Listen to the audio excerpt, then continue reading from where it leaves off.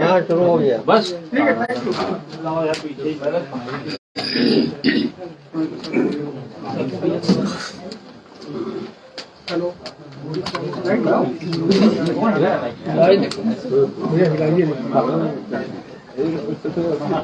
अरे यार पूरा आ रहा है। अब तो आएगा जब मैं उठाऊंगा, आएगा नहीं। तो नीचे करो, पीछे देखो जी। बस शुरू करिए।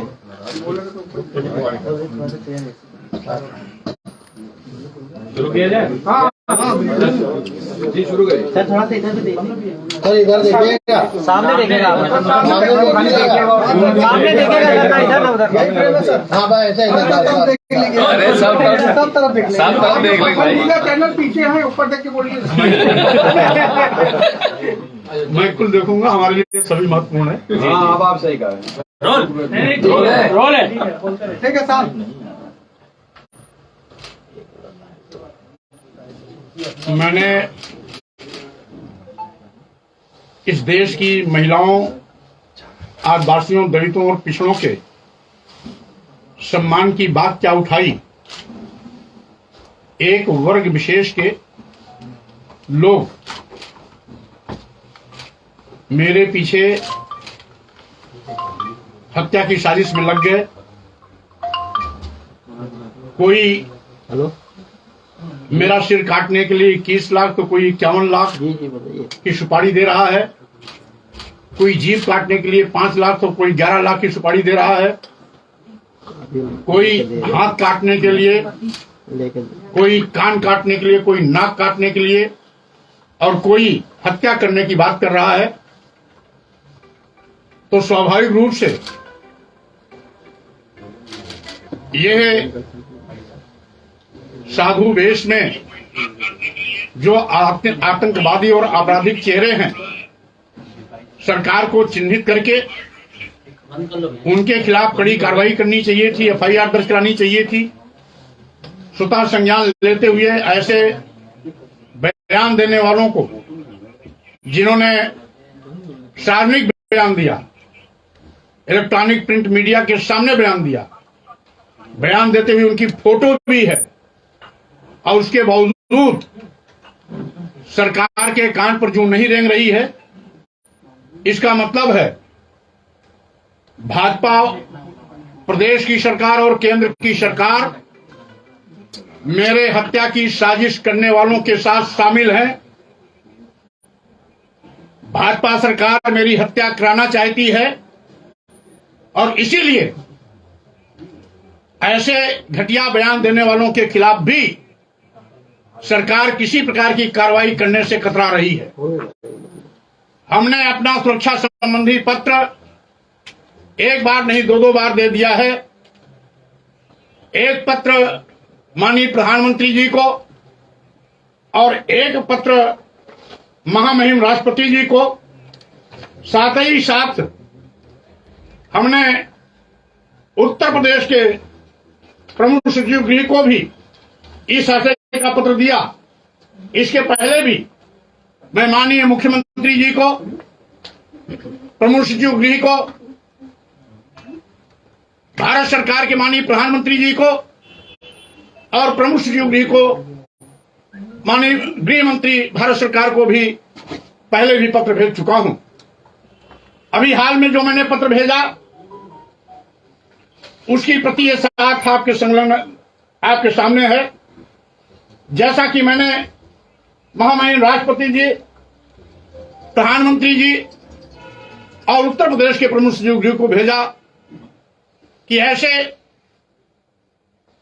हत्या करने वाले, सिर काटने के लिए सुपारी देने वाले, जीभ काटने वाले की सुपारी देने के लिए, नाक कान हाथ काटने वालों के खिलाफ कड़ी कार्रवाई हो। लेकिन सरकार ने अभी तक कोई कार्रवाई नहीं हुई। नतीजा है इस प्रकार की साजिश करने वालों का हौसला बुलंद है। और कल एबीपी न्यूज के कॉन्क्लेव में भी ऐसे ही चेहरे वहां शामिल थे जिन्होंने मेरा सिर तलवार से कलम करने का कसम खाया था, जिसने मेरा सिर कलम करने के लिए 21 लाख रुपए की सुपारी देने की बात की थी। ऐसे चेहरे भी वहां मौजूद थे। मैं यहां बैठ करके टीवी का कंटेंट देख रहा था और जब मुझे अवगत हुआ कि यहां इतने लोग बैठे हुए हैं फरसा और तलवार लेकर के आपके साथ बदसलूकी कर सकते हैं, तो मैंने वीपी के ऑर्गेनाइजर को कहा कि अगर इनको बाहर नहीं निकाला गया तो मैं नहीं आऊंगा। और नतीजा बड़े जद्दोजहद के बाद ऑर्गेनाइजर की टीम के लोगों उनको बाहर निकाले, बगल एक कमरे में बैठाए और जब मैं आश्वस्त हो गया तो यहां से गया। इस बाबत ट्विटर राजू दास महंत ने डाली थी, जिसमें साफ लिखा था स्वामी प्रसाद मौर्य को सनातनी का खौफ शिखर सम्मेलन में आने से मना करने लगा। पहले वहां राजू दास को वहां चटाओ तब मैं कार्यक्रम में आऊंगा। ये राजू दास का ट्विटर है। इसके साथ ही साथ इसके पहले यह सिर तन से जुड़ा धमकी देने वाले अयोध्या के महंत हनुमान गढ़ी मंदिर के महंत राजू दास ने सिर काटने के लिए 21 करोड़ से 21 लाख तक का इनाम देने की धमकी दी थी। यह उनका सार्वजनिक बयान है। इसी के साथ ही साथ यह सीतामढ़ी के महंत जिन्होंने सिर काटने के इनाम देने की घोषणा की, तपस्वी छानी मंदिर के मुख्य पुजारी महंत परमहंस दास जी, ये उनका है। इसी प्रकार से आचार्य जगतगुरु परमहंस आचार्य ने दी स्वामी प्रसाद मौर्य को धमकी, नहीं सुधरे तो अपने हाथों से काट दूंगा गला। यह सार्वजनिक बयान ऐसे शब्द धर्म के छद्मवेश में पड़े हुए आतंकवादियों और अपराधियों का यह बयान है, जिसको एक एक करके मैं आपके सामने प्रस्तुत कर रहा हूं। वहीं पर यह जनसंघ पार्टी के एक नेता हैं, जिन्होंने राकेश दीक्षित जी कानपुर, जिन्होंने कहा स्वामी प्रसाद मौर्य को जूता मारने वाले को इनाम देगी जनसंघ पार्टी। यह ऐसे लोगों के कुख्यात चेहरे हैं जो धर्म का चादर ओढ़ करके इस तरीके से आतंकवादियों का व्यवहार कर रहे हैं। वहीं पर एक और इसी प्रकार का बयान आया है कि स्वामी प्रसाद मौर्य का मुंह काला करने वाले को 1 लाख रुपए का इनाम दिया जाएगा। जिस तरीके से ये बयान आ रहे हैं, ये भी कानपुर के ही एक संगठन का है, शास्त्री नगर रामलीला सोसाइटी के एक पदाधिकारी तथा गरीब पदाधिकारी हैं। ये सभी धार्मिक संगठन से जुड़े हैं। हिंदू महासभा ने भी स्वामी प्रसाद मौर्य की अर्थी निकाली, जीभ काट करके लाने वाले को इनाम का ऐलान। एक एक करके इस तरीके से इतने खतरनाक हत्या, सिर काटने, जीभ काटने, कान काटने, नाक काटने, हाथ काटने के बयान देने के बावजूद भी सरकार चुप है। यानी सरकार की मौन स्वीकृति मिली हुई है। इसीलिए ताज जैसे होटल में, जो बहुत ही लखनऊ का मशहूर होटल है, वहां पर मेरे पूर्व माननीय मुख्यमंत्री जी का, दोनों उप मुख्यमंत्रियों का कॉन्क्लेव में कार्यक्रम हो चुका था। उसके बाद मेरा कार्यक्रम था। जब मैं वहां पहुंचा, सुरक्षा की कोई व्यवस्था नहीं थी। लौटते वक्त एक इंस्पेक्टर, संभवतः एक अधिकारी बैठे मिले दिखाई पड़े और साथ ही साथ ये भारतीय जनता पार्टी युवा के महामंत्री हैं, उन्होंने बयान दिया है स्वामी प्रसाद मौर्य की जुबान काटने वाले को 5 लाख का इनाम। यह एक एक करके आज जिस तरीके से बयानों की झड़ी लगी है,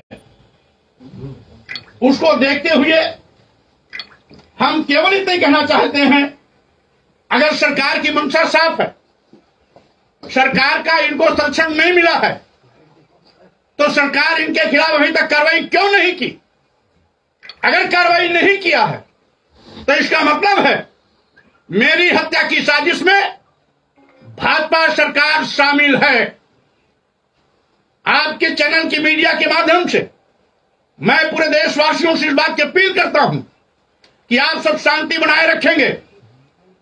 मेरे ऊपर कितना भी हमला हो, कितना भी धमकियां क्यों ना आए, सरकार भी क्यों न शामिल हो, मैं महिलाओं के सम्मान, आदिवासियों, दलितों, पिछड़ों के सम्मान की बात अगर उठाई है तो पीछे कदम नहीं हटाऊंगा। अंतिम सांस तक मैं महिलाओं, आदिवासियों, दलितों और पिछड़ों के सम्मान की बात को उठाता रहूंगा। धर्म की आड़ पर इनको नीच, अधम, अपमानित और प्रताड़ित करने वालों के खिलाफ मेरी ये मोर्चेबंदी चलती रहेगी।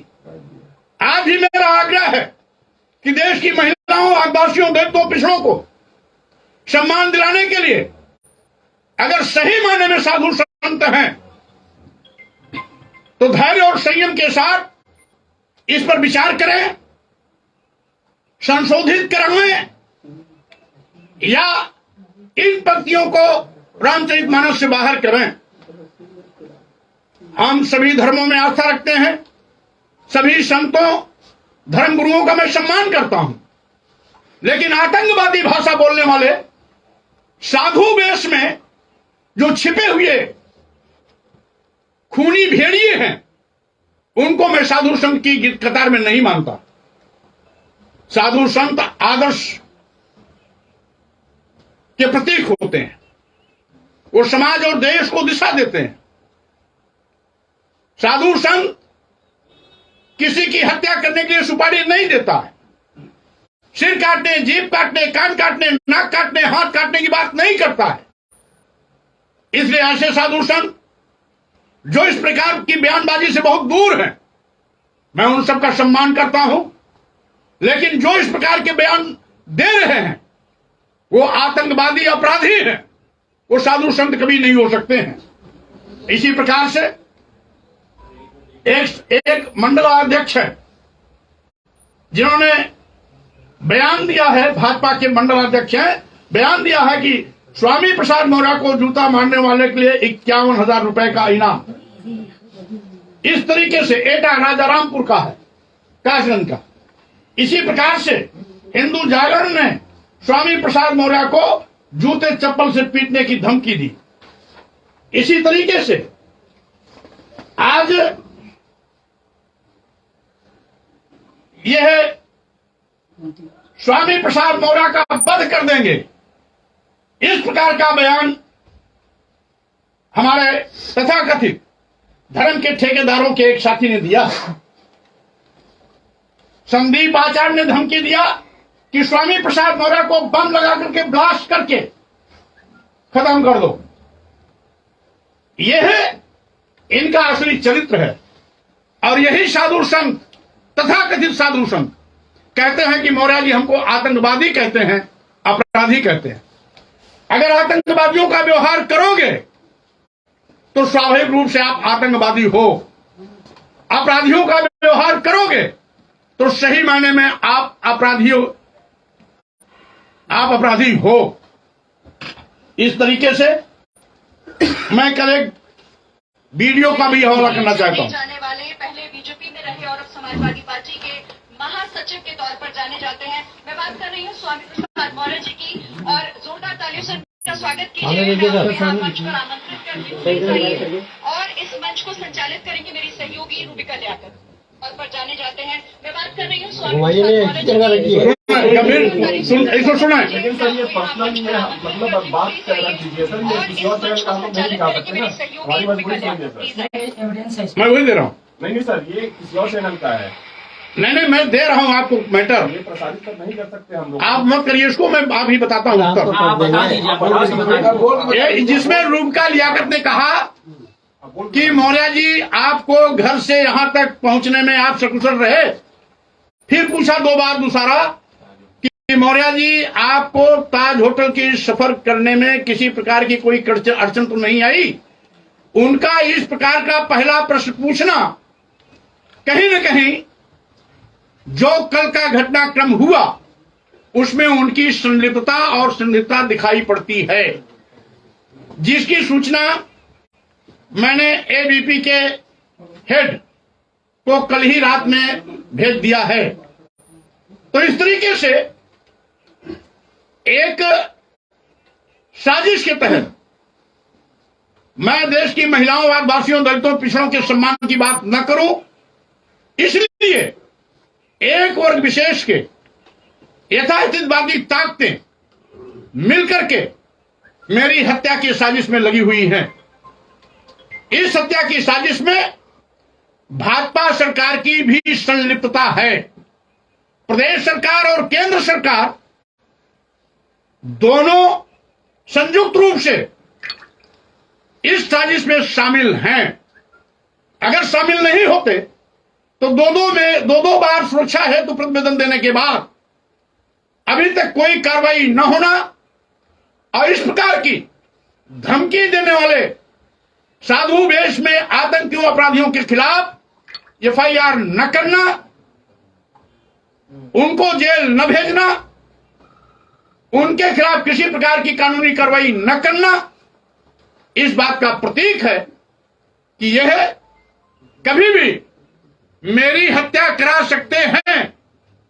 लेकिन फिर भी मैं किसी की बदर घुड़की, धमकी और हत्या की साजिश से डरने वाला नहीं हूं। जो मैंने अभियान उठाया है कि धर्म की आड़ में महिलाओं, आदिवासियों, दलितों और पिछड़ों को नीच, अधम, अपमानित और प्रताड़ित नहीं करने दूंगा, ये बात सम्मान दिलाने तक चलती रहेगी जब तक देश की महिलाओं, आदिवासियों, दलितों और पिछड़ों को सम्मान नहीं मिलता, तब तक मेरी आवाज उठती रहेगी। बहुत बहुत धन्यवाद। लेकिन कहना है आपको फंडिंग मिल रही है, राजू दास कह रहे हैं कि आपको बाहर से फंडिंग मिल रही है, इसीलिए आप ऐसा कर रहे हैं।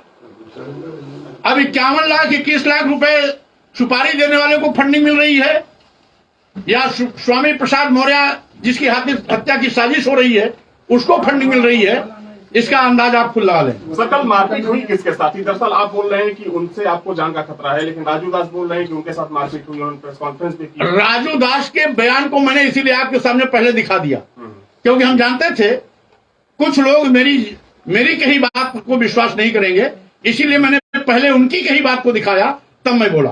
किसके साथ मारपीट हुई थी सर? इंसिडेंट क्या था, जरा बता दीजिए। आप कहाँ पे थे, किस तरीके से हमला आपके ऊपर हुआ था? मैं कॉन्क्लेव से निकला, रास्ते में जो कमरा था उसी में लोग बैठे थे। जैसे ही कमरा के सामने से 2 पग में आगे बढ़ा, तब तक ये एक झुंड में 5-6 साधु निकल आए मेरी ओर लपके। चूंकि मैं आगे 2 कदम निकल गया था, मैं आगे बढ़ता चला गया, अपनी गाड़ी पे गया, बैठा, पीछे कार्यकर्ताओं से उलझे तो समर्थकों किसी समर्थक को उन्होंने ठेला तो समर्थक ने प्रतिकार में उनको भी ठेला, जो बाद में जानकारी मिली। लेकिन चूंकि मैं आगे निकल गया, इसलिए बाद में क्या हुआ उस पूरे घटना की जानकारी नहीं है। लेकिन साजिश तो थी, क्योंकि साधु संतों का कॉन्क्लेव में सोमवार 2 बजे के बाद था।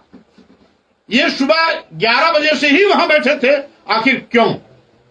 जब 2 बजे के बाद इनको आना था, उसके पहले इनकी वहां पर मौजूदगी कहीं न कहीं मुझे अपमानित करने या मुझ पर हमला करने की थी, क्योंकि ये लोग सिर काटने के लिए 21 लाख 51 लाख की घोषणा पहले कर चुके हैं। इसलिए सही मायने में अगर इनकी मौजूदगी थी तो वहां पर भारी भरकम सुरक्षा व्यवस्था होनी चाहिए थी, लेकिन सुरक्षा व्यवस्था के नाम पर वहां कुछ भी नहीं था। केवल लौटते वक्त एक इंस्पेक्टर और एक संभवतः अधिकारी जो भी रहे हों, एसडीएम या एडीएम, वहां बैठे दिखाई पड़े रास्ते बरामदे में। इसके सिवा वहां कोई नहीं था। स्वाभाविक रूप से ये बड़े घटनाक्रम की साजिश थी, लेकिन वहां पर मेरे समर्थकों की संख्या ज्यादा थी। ये लोग अपने मंसूबे में कामयाब नहीं हो पाए। तो क्या बोल रहे थे जब हमला किया आपके ऊपर? तो कुछ बोल रहे थे क्या आपको लेके?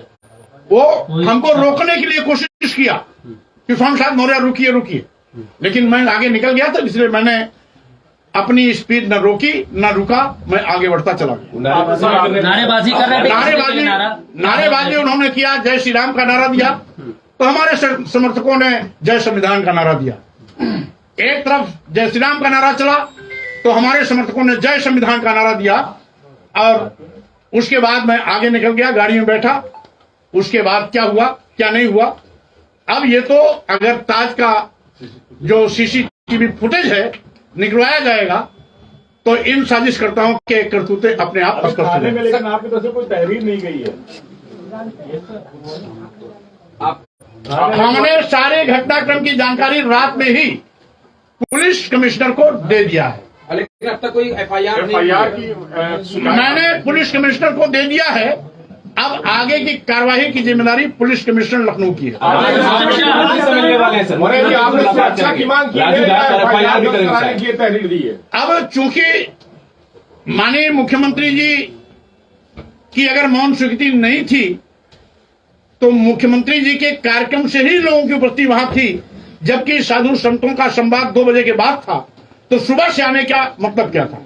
राजू दास कह रहे हैं मैं मुख्यमंत्री से मुलाकात करूंगा और स्वामी प्रसाद मौर्य पर कार्रवाई के लिए उनसे निवेदन करूंगा। वो कुछ भी कर ले, सीसीटीवी फुटेज ताज का पर्याप्त है उनको दोषी ठहराने के लिए। आपसे माफी की मांग की है, कहा कि एफआईआर भी करूंगा और स्वामी प्रसाद को माफी मांगनी पड़ेगी। राजू दास कह रहे हैं उल्टा चोर कोतवाल को डांटे। एक सवाल और है सर, आपके साथ धर्म सिंह सैनी जो समाजवादी पार्टी ज्वाइन किए थे, उन पर एसटीएफ की कार्रवाई हो रही है घूस के एक मामले में।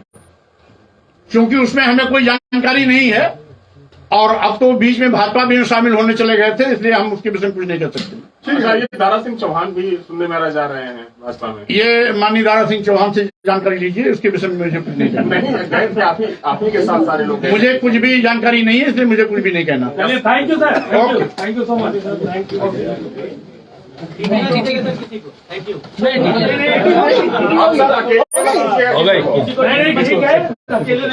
नहीं किसी को। हाँ अकेले नहीं। ठीक है अकेले नहीं। बहुत बहुत धन्यवाद। धन्यवाद। मैं आपके पहले निकल जा रहा हूँ। सीसीटीवी आपने मंगवाई है।